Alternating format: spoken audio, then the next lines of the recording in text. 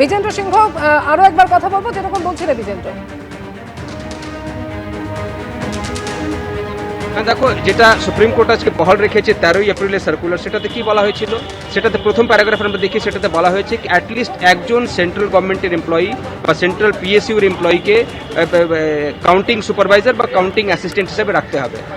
আজকে election commission supreme কোর্টে বলে তারা কোথাও বলেননি কি স্টেট গভর্নমেন্টের এমপ্লয়িকে তারা নেবেন না। এবং এই অ্যাপ্রিহেনশনটা যেটা করা হচ্ছে, যেটা কপিল সিবাল বলছেন, সেটা ভিত্তিহীন, তার কোনো বেসিস নেই।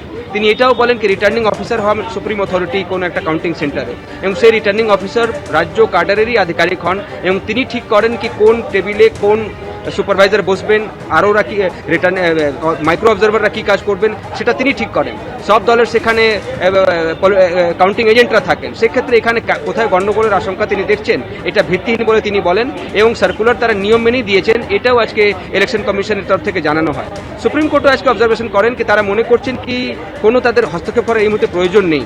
যা সার্কুলার দিয়েছে ইলেকশন কমিশন, সেটা নিয়ম মেনেই তারা দিয়েছেন, এবং তারা তো কোথাও বলছেন না কি স্টেট গভর্নমেন্টের এমপ্লয়িকে তারা রাখবেন না। সুপ্রিম কোর্ট এই অবজার্ভ করে যদি ইলেকশন কমিশন এটাও বলে, তাহলেও কিন্তু তারা কোনো হস্তক্ষেপ করবে না, যেহেতু রাজ্য সরকারের কর্মচারী হন বা সেন্ট্রাল গভর্নমেন্টের কর্মচারী হন, তারা সবাই ইলেকশন কমিশনের অধীন যখন ভোট প্রক্রিয়া সেখানে চলছে।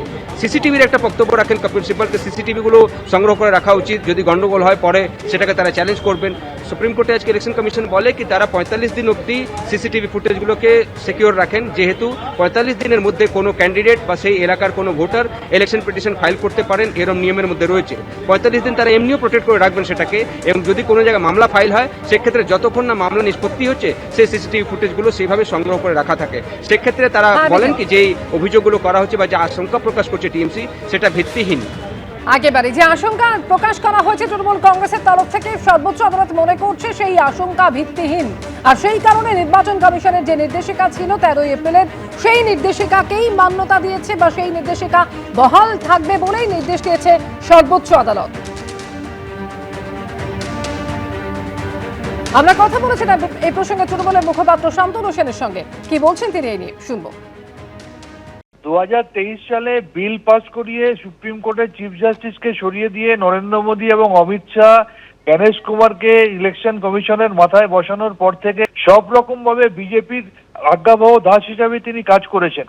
এরপরেও এই বাংলার যত সরকারি কর্মচারী রয়েছে, কমিশনের এই সিদ্ধান্তের মধ্যে দিয়ে তারা তাদেরকে অপমান করেছে। এই বাংলা বিরোধী, বাঙালি বিরোধী বিজেপিকে তাই বাংলার মানুষ যোগ্য জবাব দিয়েছে, যার প্রতিফলন আগামী পরশুদিন আপনারা পাবেন। এই সেন্ট্রাল গভর্নমেন্টের অফিসার আনুন আর যাই আনুন, যিনি আমাদের এখানে পরিযায়ী পাখির মতো এসে ভোট প্রচার করে গেলেন সেই নরেন্দ্র মোদী, বা যিনি আমাদের এখানে 15 দিন একটানা থেকে গেলেন সেই স্বয়ং অমিত শাহ, যদি কাউন্টিং অবজারভার হিসেবে বসে থাকেন, 4 তারিখের ফলাফলের কোনো পরিবর্তন হবে না। মমতা ব্যানার্জির নেতৃত্বে তৃণমূলের সরকার চতুর্থবারের জন্য বাংলার মানুষের আশীর্বাদে ক্ষমতায় আসবে।